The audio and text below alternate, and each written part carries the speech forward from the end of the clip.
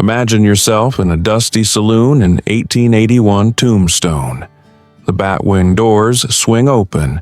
Two men walk in together, legends in their own time. One, you know his name, Wyatt Earp. The other, history almost forgot him. But without this second man, the Wild West as we know it might never have been tamed. His name was Bob Paul, and he was the lawman that even Wyatt Earp called for backup. Now, how do two men become legends in the same town at the same time, yet only one gets remembered? The answer lies in an unlikely alliance that changed the American frontier forever. Bob Paul wasn't your typical frontier sheriff. While other lawmen strutted down Main Street looking for gunfights, Paul was in the shadows, thinking 3 moves ahead. He was the chess master in a world full of checkers players. When he first encountered Wyatt Earp in the Arizona Territory, the meeting was pure chance. Paul had been tracking a gang of stagecoach robbers for weeks. Miles of desert, sleepless nights, following cold trails that led nowhere.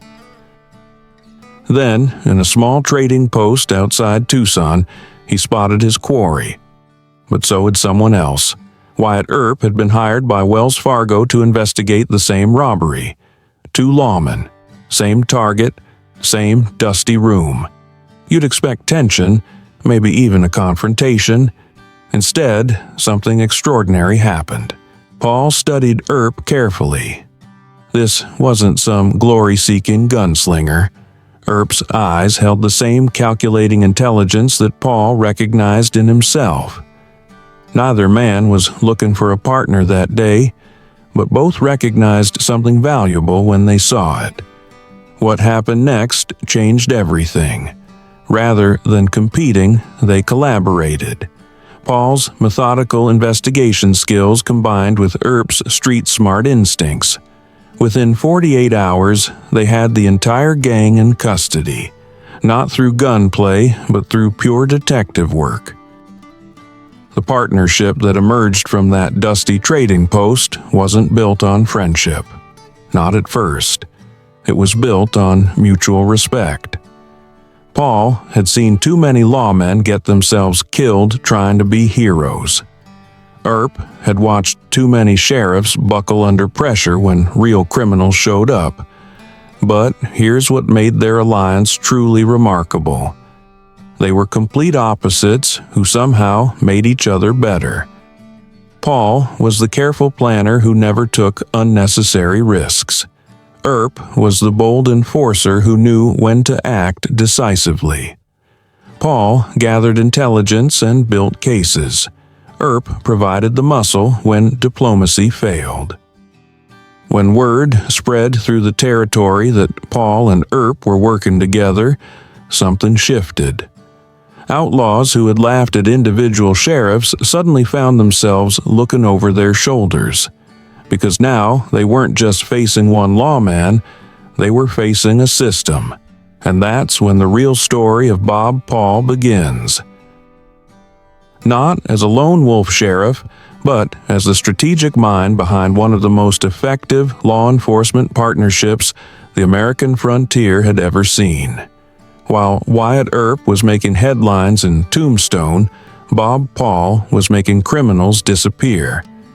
Not the violent kind of disappearing, the legal kind. The kind that kept them behind bars for years. Paul's reputation as a Wells Fargo detective was legendary among outlaws. They had a saying, "You can outrun a posse, you can outshoot a sheriff, but you can't outthink Bob Paul." And they were right. Consider the case of the Benson stage robbery. March 1881. Masked gunmen ambushed a stagecoach carrying $80,000 in silver. The driver was killed. Passengers terrorized. It was the kind of brazen crime that made headlines across the territory. Most sheriffs would have formed a posse and chased dust trails into the desert. Paul did something different. He went to the scene and studied it like a scientist. Boot prints, hoof marks, broken twigs, shell casings. Every detail told a story. But here's where Paul's genius showed. He didn't just solve crimes, he prevented them. While other lawmen reacted to robberies, Paul anticipated them. He studied routes, timing, patterns. He knew which stages carried the most valuable cargo and when they'd be most vulnerable. The outlaws called him the Shadow Sheriff because he seemed to appear out of nowhere, always one step ahead. Gangs would plan elaborate heists only to find Paul waiting for them at their chosen ambush point. He was crucial to Wyatt Earp amid the escalating hostilities in Tombstone because of his meticulous approach. While Earp dealt with the cowboys and troublemakers on the streets, Paul was building cases behind the scenes, documenting crimes, gathering evidence, creating legal traps that would hold up in court. When the situation that led to the famous gunfight at the OK Corral was escalating, Paul was there in the shadows, doing what he did best. He knew which cowboys had committed which crimes. He knew their associations, their hideouts, their weaknesses. But Paul understood something that many frontier lawmen didn't. Lasting justice wasn't won in dramatic shootouts. It was won in courtrooms with solid evidence and ironclad cases. So, while history remembers the gunfight that lasted 30 seconds, it forgot the months of careful investigation that made it possible. Paul provided the legal foundation that turned Earp's enforcement into genuine justice. The outlaws feared the gun, but the smart ones feared the brain behind it even more. So, why don't we remember Bob Paul the way we remember Wyatt Earp? The answer lies in the nature of heroism itself. Wyatt Earp had something Bob Paul never sought: storytellers. Journalists loved Earp's dramatic confrontations. Dime novel writers turned his gunfights into legends. But Paul worked in the shadows, and shadows don't make good copy. When Paul prevented a stagecoach robbery, no shots were fired. No one was hurt. The criminals were simply arrested before they could act. That's not a story. That's just good police work. But when Earp faced down troublemakers in a street showdown, that made headlines from San Francisco to New York. Paul's greatest victories were invisible ones. How do you write a thrilling story about crimes that never happened? How do you celebrate the robbery that was stopped before it began? How do you make a hero out of a man whose success was measured in quiet streets and peaceful nights? The irony is devastating. Paul probably saved more lives and prevented more suffering than any gunfighter of his era. But prevention doesn't sell newspapers. Peace doesn't make legends. Here's what really happened. Paul created the blueprint for modern law enforcement. While other lawmen relied on intimidation and quick draws, Paul used investigation, evidence, and strategic thinking.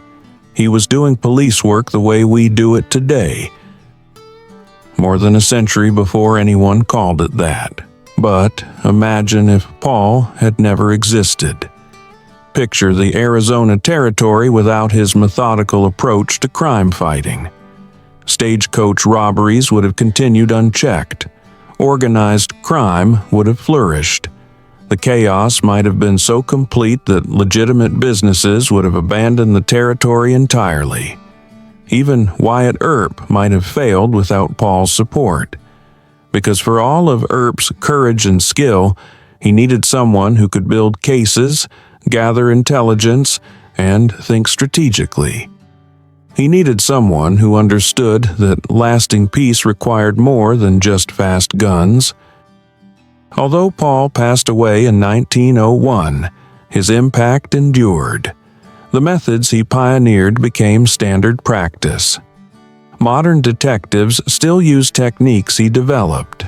Every time a crime is solved through careful investigation rather than violence, Bob Paul's ghost is there, nodding in approval. So, the next time you hear about Wyatt Earp and the Wild West, remember this.